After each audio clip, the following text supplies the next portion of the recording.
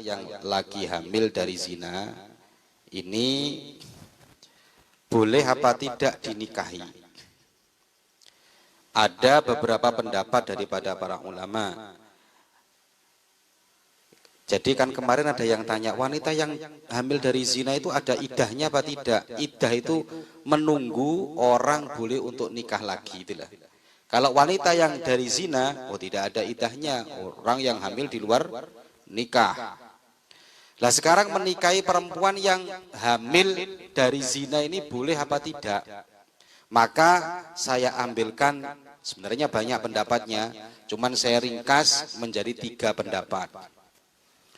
Pendapat yang pertama, hukumnya menikahi perempuan yang hamil dari zina hukumnya tidak sah.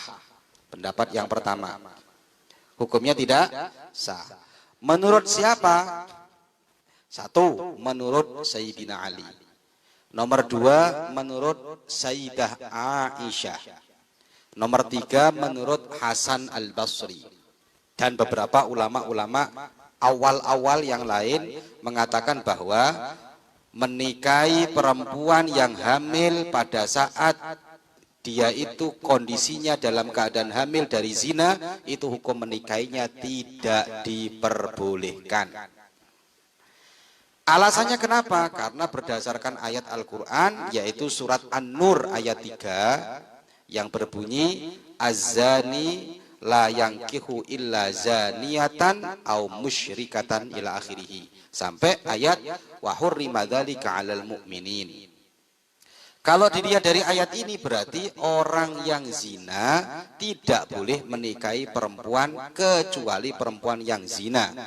Dari sini dapat disimpulkan bahwa ada larangan untuk menikahi perempuan yang zina, perempuan yang hamil daripada zina dilarang menikahi.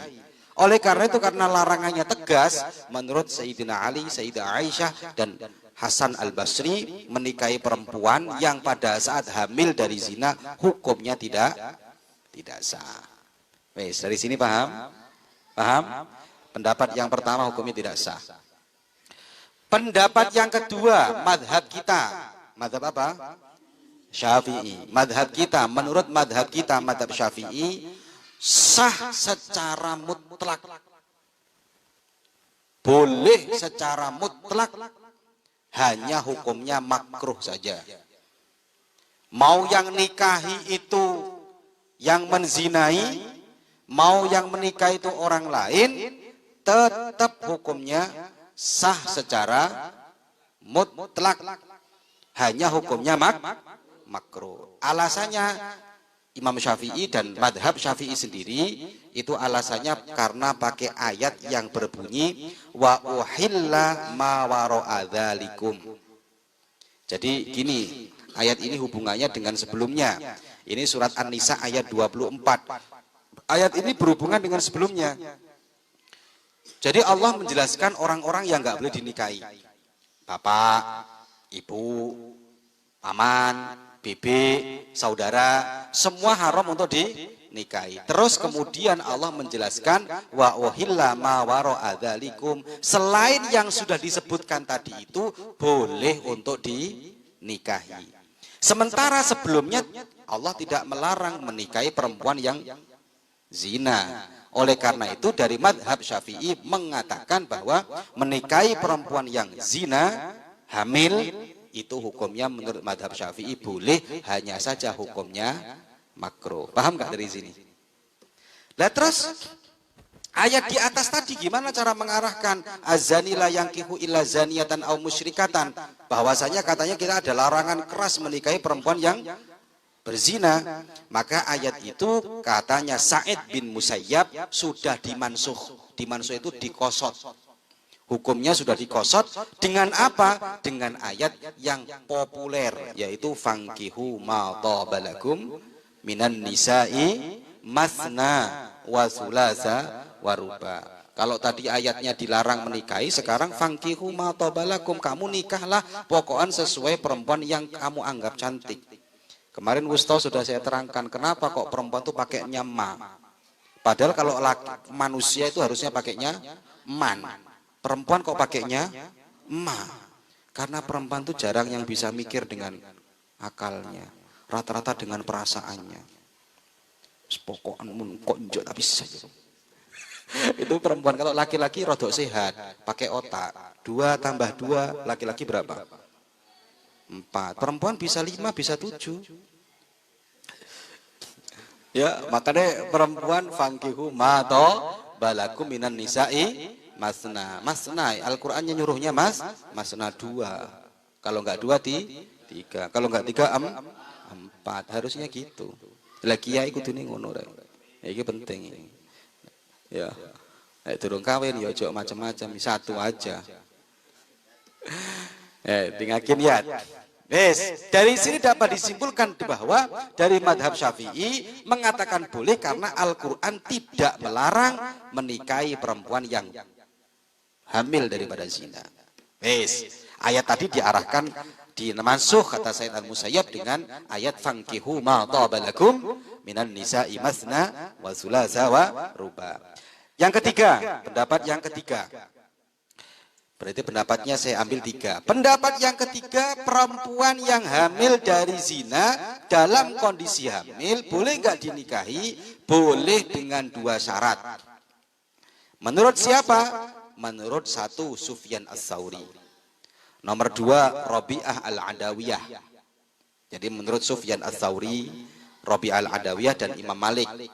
Syaratnya perempuan yang zina boleh dinikahi, syaratnya ada 2. Yang pertama, tidak boleh kalau waktu hamil, nunggu sampai lahiran dulu. Kalau waktu hamil, tunggu sampai bayinya keluar brojol sih. Kalau nggak kayak gitu, nanti nggak jelas ini anaknya siapa. Saya nyiram orang 2. Saya nyiram, ya siapa saya nyiram? Si A sama si B, lo anak siapa deh? Siram orang kedua, mau siram orang 10. Oh saja tak jelas. Makanya dalam Al-Qur'an, makanya dalam sebuah hadis dikatakan la tasbiku bima ika zar'a ghairika. Jangan sampai kita menyiramkan air kita kepada tumbuhannya teman kamu. Ya. Lah ini sudah ada tumbuhan, ibaratnya perempuan itu zar'i, ibaratnya tanaman disiram. Lah sampean bagian tukang nyiramnya. Nah, lakian bagian apa?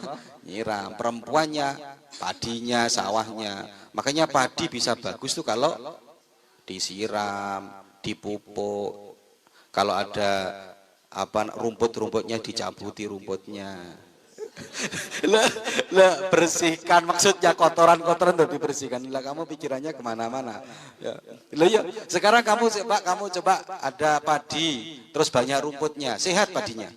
Gak kira rumputnya bersih, debui. Pak bersih, lebur pak.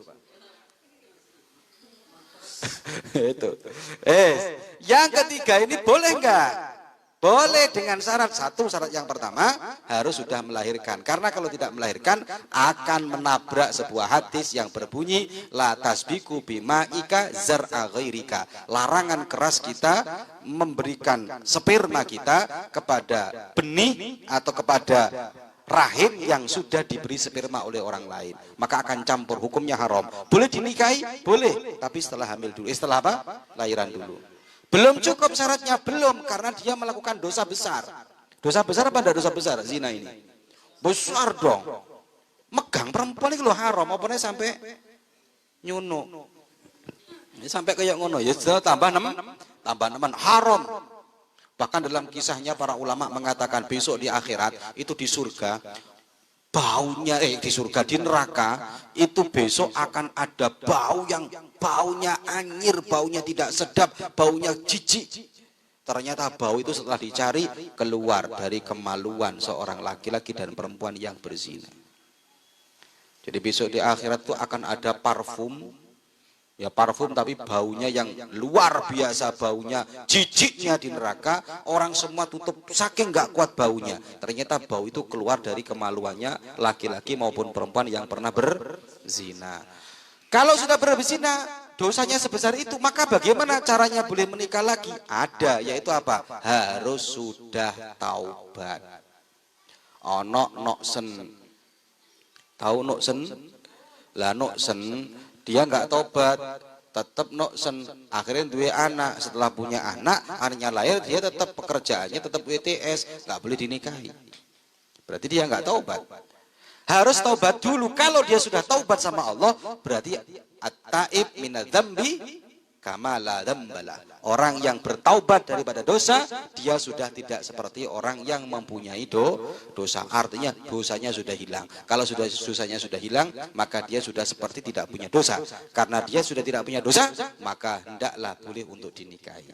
Dan jangan sekali-kali orang itu menghina ini orang lain, apa masa lalu orang lain, itu nggak boleh.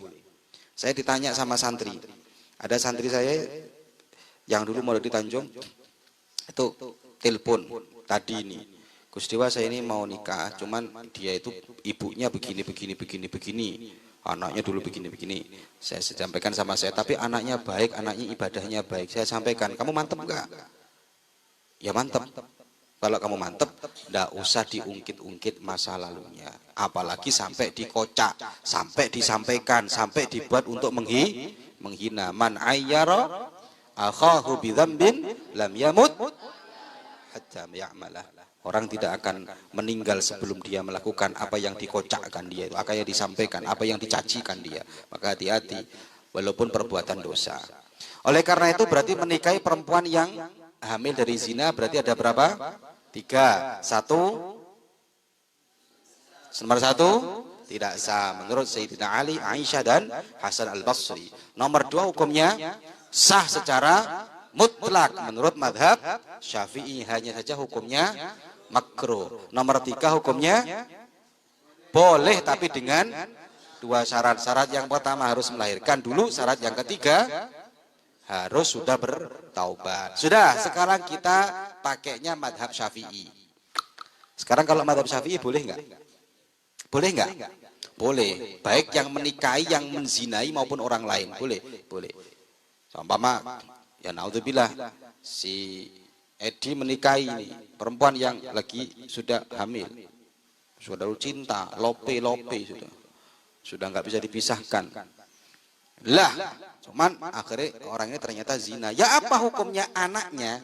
Anak yang di dalam kandungan ini, anaknya siapa? Maksud saya itu nasabnya kemana? Kadang kita ini salah ngomongnya gini, itu anak zina itu, maka dia nggak punya bapak, nasabnya ke ibunya. Jangan mudah ngomong seperti itu kalau kita tidak tahu hukum yang benar. Kalau kita tidak tahu hukum yang benar, maka jangan sampai ngomong seperti itu. Gimana yang benar? Maka perinciannya saya perinci juga menjadi 3. Aslinya 4 sih. Kalau dalam kitab Bughyatul Mustarsyidin itu ada 4. Cuman saya ringkas jadi 3. Yang pertama, anak itu dohir batin tidak bernasab ke bapaknya. Kalau setelah menikah dan setelah hubungan ini kurek, mereka kawin otomatis kan. Terus apa itu jenenge?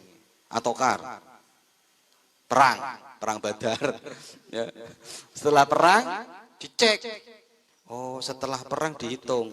Ternyata setelah akad dan setelah melakukan hubungan suami istri, lahirlah anaknya di bawah 6 bulan. Angkah tuka, wajawaz tuka, terus malamnya langsung melakukan peperangan. Dihitung dari perangnya, ternyata hanya 5 bulan sudah lahir. Kadang ada orang ngomong kayak gini, mohon maaf ini salah total. Sudah nikahkan aja, sudah kawinkan. Kamu zina sama siapa? Zina sama ini, dikawinkan akhirnya. Setelah dikawinkan dengan yang menzinai itu, akhirnya punya anak. Dari kawin sampai melahirkan ternyata hanya 4 bulan. Anaknya besok tidak bisa diwalii oleh bapaknya itu. Loh tapi kan dia yang menzinai. Loh tapi kan akadnya kan setelah dia hamil. Paham gak? Kalau sampai anaknya perempuan yang mewalii bapaknya, maka anaknya hukumnya nikahnya nggak sah. Kalau nggak sah, zina lagi. Oh, ngeri gitu. Paham gak kamu? Paham gak ini? Makanya harus hati-hati, iling-ilingan nih kira. Ada laki-laki berzina, laki-laki perempuan berzina. Karena kasihan akhirnya karena hamil dinikahkan. Setelah dinikahkan, setelah nikah, ngandung mengandungnya dari akadnya hanya berjarak 5 bulan atau 4 bulan. Pokoknya nggak lebih dari 6 bulan. Maka anaknya zahir batin tidak bisa bernasab ke bapaknya. Loh, tapi kan dia yang menzinai. Tidak ada urusan. Yang menzinai maupun yang tidak menzinai hukumnya sama. Paham nggak? Paham? Jadi kalau lahirnya setelah akad di bawah 6 bulan, hukumnya tidak bisa bernasab ke bapaknya. Nomor 2. Rinciannya nomor 2. Eling-eling iki penting di masyarakat, kadang-kadang salah persepsi. Nomor 2, ada orang menikahi perempuan yang hamil daripada zina. Baik yang menzinai atau bukan, sama saja. Ada perempuan zina dinikahi oleh si A bukan yang menzinai, atau dinikahi oleh yang menzinai, hukumnya sama, tidak ada bedanya. Karena dianggap perempuan ini nggak ada isinya. Kalau dianggap ada isinya, ada hamilnya, menurut mazhab Syafi'i kan harus iddah, harus keluar dulu. Ini enggak, perempuan zina tidak ada masa iddahnya. Setelah dinikahi, angkatuka wazawajtuka maktubataka, selesai qabil tu, malamnya terus melakukan hubungan suami istri, dihitung ternyata lebih dari 6 bulan. Dihitung lebih dari 6 bulan. Maka anaknya zahir batin bernasab ke bapaknya.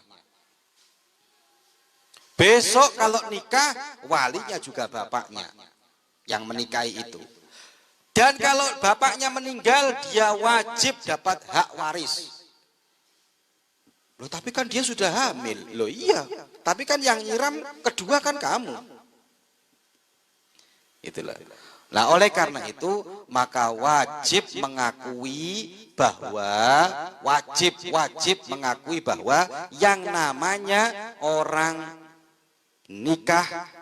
menikahi perempuan yang berzina, kok di situ keluar anaknya di atas 6 bulan, hukumnya adalah bernasab ke bapaknya. Jadi ringkasnya tadi itu, kalau di bawah 6 bulan berarti tidak bernasab, kalau di atas 6 bulan berarti bernasab. Beres.